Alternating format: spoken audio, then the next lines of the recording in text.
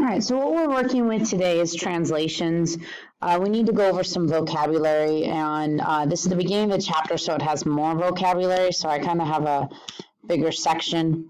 All right, so there's some vocabulary words that talk about everything, and that's the transformation, image, pre-image, and then composition.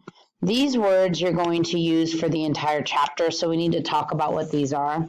Okay, so a transformation is these things. It's a translation, a rotation, a reflection, and a dilation. So those are the 4 different types of transformations that we're going to be working with this chapter, okay?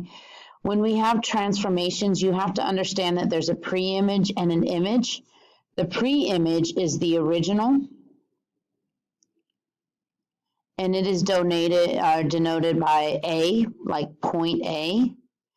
And then the image is the new, and this would be point A prime.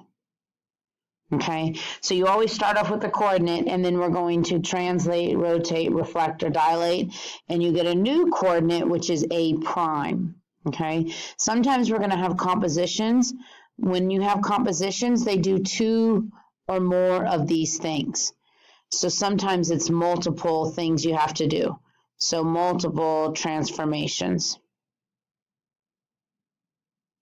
So you've probably heard about transformations starting back as early as elementary school when you talked about things, whether they were turns. So rotation is a turn. A reflection is a flip, and a translation is a slide. The one that we're focusing on today is a translation, okay? And so a translation is when you slide. So I slide up and to the right or down and to the left. It's just where you slide something. Now, when you have slides, they pick up and they stay the same size. And this is actually a rigid motion. This is one of those new original words for the whole chapter I forgot to talk about. So a rigid motion is when you stay the same size. It's congruent. So the pre-image and the image are congruent to each other. They stay the same size. So when we have a translation is a slide that is also rigid. So when I move something, it's not going to change sizes. It's going to stay the same. All right, when you have a translation, let's do an example down here.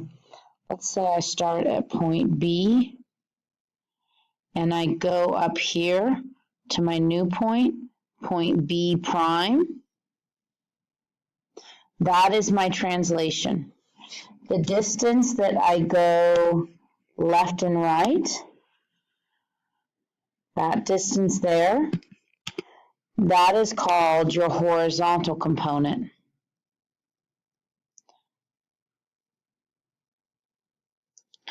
And your horizontal component deals with the x value. And then my vertical component, let's check a different color, is this. How high do I go? That is your vertical component.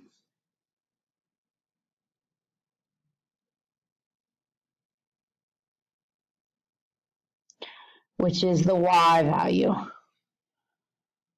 Okay, so when we do things, we talk about how much we go left or right, how much we go up and down. Let me see if I can move this thing over. That over there. Okay, so now what's going to happen is now there's 2 types of ways to write this. There's the vector notation, and then there's component form.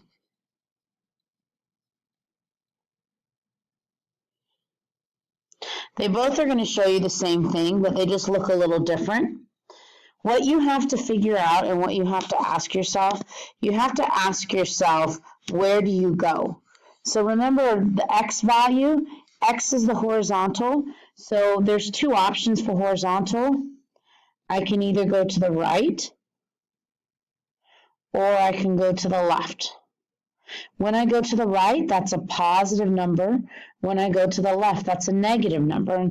And you know that from graphing. For my vertical component, I can either go up or I can go down. If I go up, it's a positive, and if I go down, it's a negative. For vector notation, you have these kind of arrows, greater than or less than, and then it's how much it goes right or left. So right or left, and then how much it goes up or down.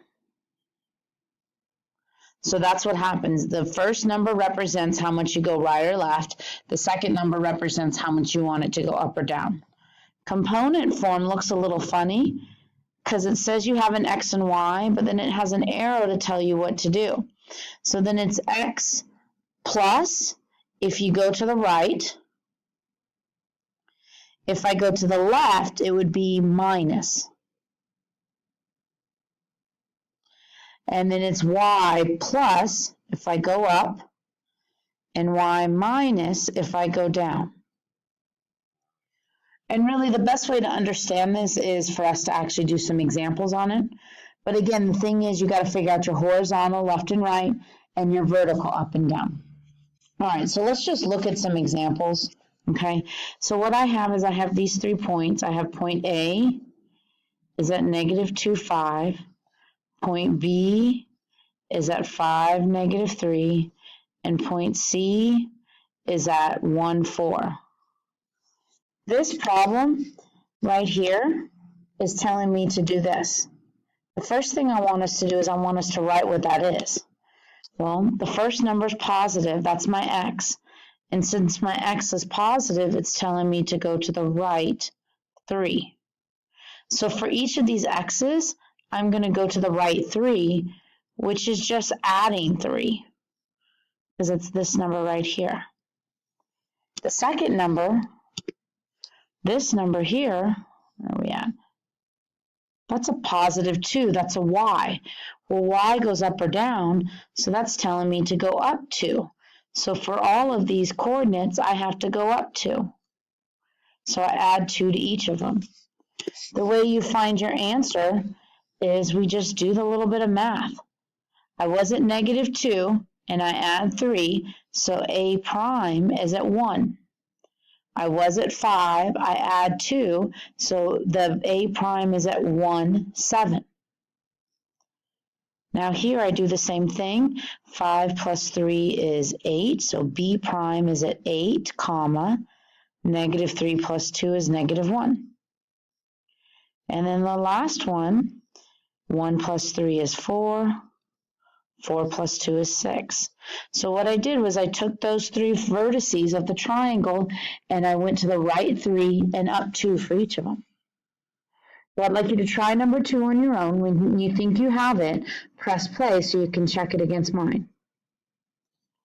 So the first thing you should have done was you should have said that this went to the left 4 because it's a minus 4, and then it went up 1 because it's a positive 1. So I'm going to write my coordinates.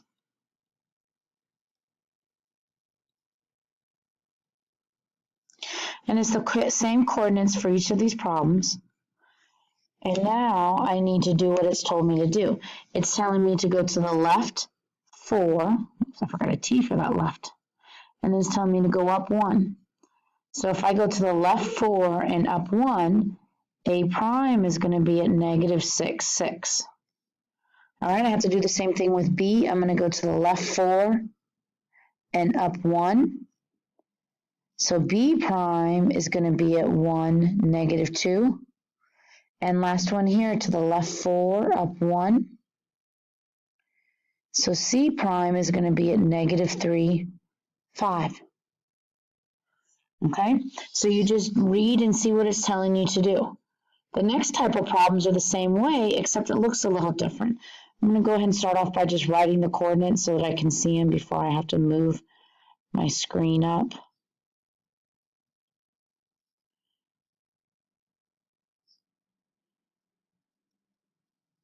Okay, so if I look and see what it does, this is telling me to go to the left 4.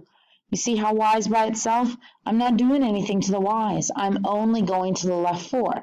So for each of these, I'm just going to minus 4 from the x. And so a prime is now at negative 6, 5, because I don't go up or down, I just go to the left. B prime is at 1, negative 3, and C prime is at negative 3, 4. Okay, let's do this next one over here on the right.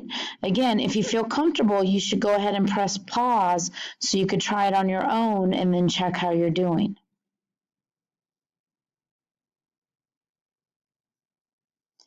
All right, so now let's see what this one's asking us to do. This plus 5 here is telling me go to right 5.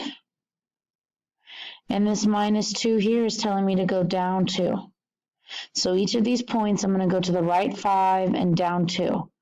So now I am at 3, 3, right 5 and down 2.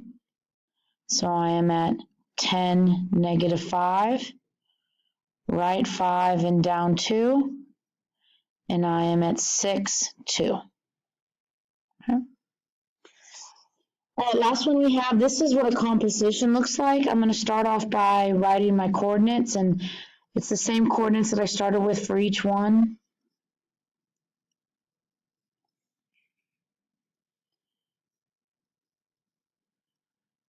Now what happens here is I have 2 steps. I'm going to start off by doing this first step first. I'm not even going to look at the second one. You just do the first one here. So this is telling me to go right 3 and down 2. So I'm going to do that. Right 3, down 2. So that gives me A prime is at 1, 3. Right 3 and down 2. That gives me B prime at 8, negative 5. Right 3 and down 2. That gives me C prime at 4, 2. So that's my first step. Now what I need to do is just do this next step right here, this translation. Well, I just continue where I left off from. So now, instead of A prime, I'm going to go left 4, up 5. So left 4, up 5. I continue where I just left off. So my A double prime is going to be at negative 3, 8. And then I do the same thing, left 4, up 5. So B double prime is going to be at 4, 0. Last one, I go left 4 and up 5, and C prime is going to be at 0, 7. So all you have to do is just do what it's telling you. It tells you to add 3 to the x, to subtract 2 from the y. And you have to remember to do it to each coordinate.